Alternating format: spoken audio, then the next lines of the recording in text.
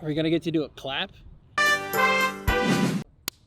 Hello everyone, welcome to this special edition of DECKLINE with our guest, Chase Duncan. Hello Chase. Hello, Michael. So we're not going to keep this structured like other episodes. We're basically just going to go really quickly into our main segment. I will, however, mention CardistryCon is this weekend. Follow at CardistryCon on Instagram for more live feed information and just general information for CardistryCon. So see everyone in Portland, but let's get into the main interview.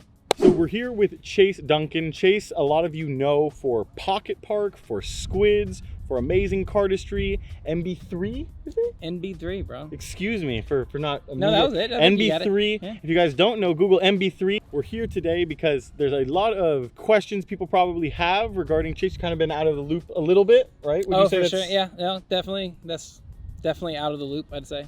Kind of took myself out of the loop.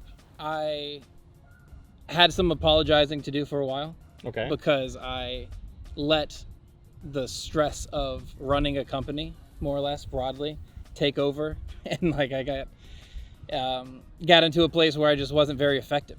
And so like we were doing all these projects, and most recently we released Cavities, Okay. which is a while ago now, over a year ago the actual release happened. Sure. And maybe like 6 months into production, Mm-hmm. I knew there were some serious problems with like my ability to finish the project strong. Okay. And so yeah, out of the loop's correct. I kind of went quiet, which wasn't very cool to do, left a lot of people hanging on their orders and didn't communicate well, stopped responding to inquiries about each order and stuff like that. And I was like just stress on stress on stress, and just I feel like I got so far behind that I just couldn't address anything. Okay. Almost even to the point where I just didn't want to open Instagram. Like that was almost too stressful. So at this point though, just to catch everyone else up, Yeah. everyone's orders for Cavities that hasn't, Yeah, everyone's order who hasn't been fulfilled is being refunded. Okay. Either has been refunded or we're right before the con right now and is about to be done or whatever. So we're over that main hump for sure, and now we're trying to find a new future, Great. Yeah. Awesome. So then that segues very nicely into my next question, which there really wasn't a first question. It's more We got there. We knew what we were looking for. But I have a question, which is what is next? So if that was, what are the next plans that you have? What's on your horizon for things you're trying to get done, goals or things like that? I don't have a direct project in mind, but that's kind of the direction I need. Okay. I way more cards for sure. Like, dude, I think I've been doing cardistry for like 10 years now. Like I learned the first thing. I've done magic longer than that. What was that first thing? Just so Pandora. That was the first It was the first move that I learned. Yeah. So you didn't know like one-handed cuts or like Charlie. Maybe I knew that. Maybe I knew that from magic or something. I was a rather competent card magician going into. But yeah, so it's been a long time, and even like the Ready Set days, Ready Set Cards, which was what my Instagram account was before Pocket Park, right, was only like a year or something, or a year and a little bit. Which now, like being like 4 years removed from that, like it doesn't feel correct. Does it feel like just yesterday, or does it feel like... It feels like I started down a really good, healthy track that I was inspired, and I was felt like I was doing really good work. And then I kind of hit it just age-wise. I was like, I need to get really serious about finding a way to make cardistry a permanent part of my life. Okay. And that meant making money. Sure. And then it got inspired, saw some holes in the market, got intrigued by the whole trainer thing, made Squids, went through a rapid progression over like 6 or 7 months. So the first 6 or 7 months of Pocket Park, where like every 2 months we had a new iteration of Squids, and like techniques were changing, and it was very exciting, but very stressful. And I remember you sending me that first. I still have that the very first. Yeah. With, does it say FOMO or what does it say? There's a duck and it says Flomo. Flomo. I remember. So those were ripped out of a magazine, like a cut magazine. Yeah, and so like we went through all those iterations really quickly, and it eventually just got to the point where orders were just so crazy that it wasn't the right. It's not practical. It's very impractical to And it was produce. It's impractical because every order that I was You were touching. taking, That's the thing to explain. I mean, is that I was physically making every single order, every product that we sold, squids. And for reference, this could take as long as, I mean, just to give some frame, you would make several at a time. Okay. But in the course of a week and a half, you could get a few sets done.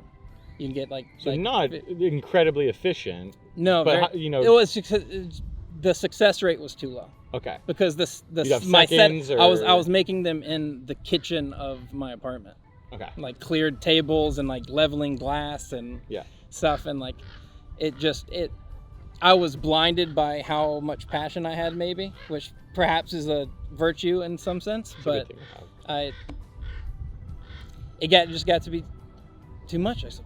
So on your horizon, you're saying, you don't have a specific project, but you did say, cards. So, I mean, the biggest question for me personally is, are you creating new cardistry?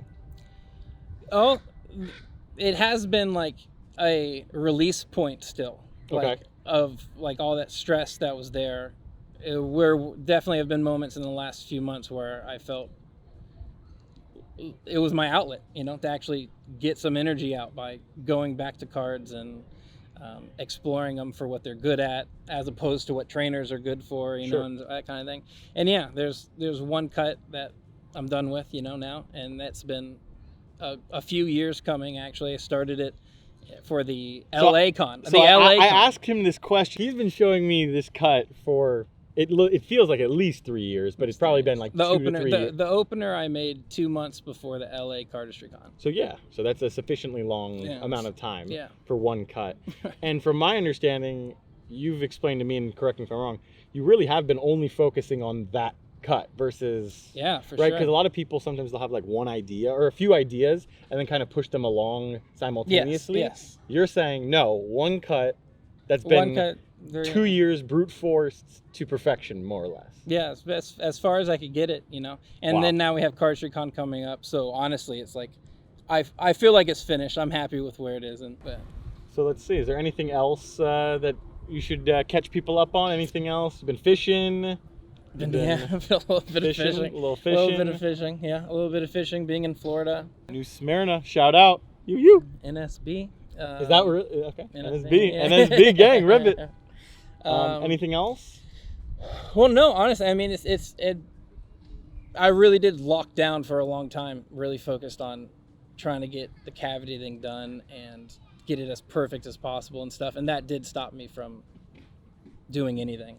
There was definitely a series of months where I wasn't enjoying myself. All I was doing was being stressed and like the feedback loop. It's the a feedback loop of I'm stressed. I've ignored people. That's right. And it made me like that, like, because I avoided confrontation over emails about the things. Pressure on you when you go to things where that might invoke a reminder of that. And especially being online, like I was in a position where I put myself in a position. You didn't want to post. Where I couldn't post. I couldn't even put something in the story without it being a moment, like a lot that I didn't want to have, and I shouldn't have been avoiding that moment, but I did, and.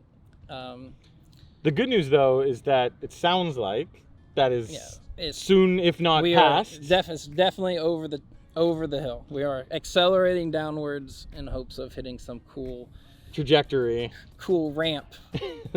So I mean, it's good though if that's there's what's to come. So I mean, that's exciting. It sounds like you have. I do feel like I'm in a good place. I feel like I'm in a creative place. That's good. And I'm quite excited, and especially for Cardistry Con. Like, same. I had to miss last year's because of all that. Wait, so really, that was it because? Well, it's financial. And this might not make it. Was it financial, or was it that you just didn't want people to see you, or was it all these factors? It was kind all of those. Building up? Financially, I wasn't gonna get myself all the way to China or whatever, But I certainly wanted to be there. But emotionally, it was too scary of a thing to, like, I was almost happy I couldn't go. because it was a reason, you know what I That mean? you had, so you couldn't go because you didn't have the finances for it. But on top of that, you're like, well, even if I did have the finances, I shouldn't go. I'm because already you're doing exactly what I shouldn't be. I'm doing things wrong. I don't want to be around everyone while I'm doing everything wrong, and I can't afford to go. Was the attitude then. Fair. And that's all to frame. I'm very relieved and excited that I'm going to get to this year's con in Portland. Well, respect to owning up to, it's not easy to talk to people about things that may not have gone perfectly. We live in a day and age where, Instagram and YouTube, even this right now, we're presenting sort of a best version of oneself.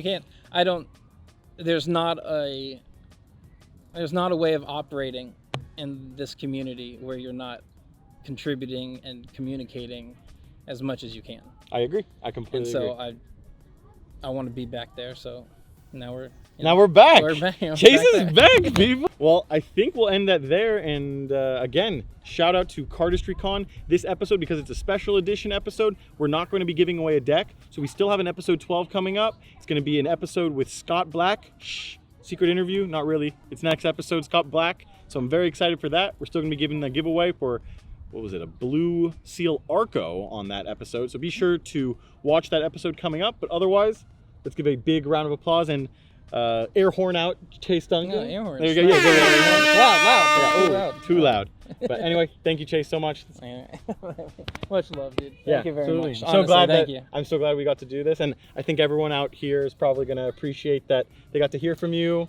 Hopefully you'll be a little more in the light and we'll get to hear from you, get to see from you, get some updates, because sharing a lot more, doing a lot more. I think good, because I think we all want to see it. So I'm stoked. Thank you so much. Thank you, man. Thank you, everyone. Thank you. Bye.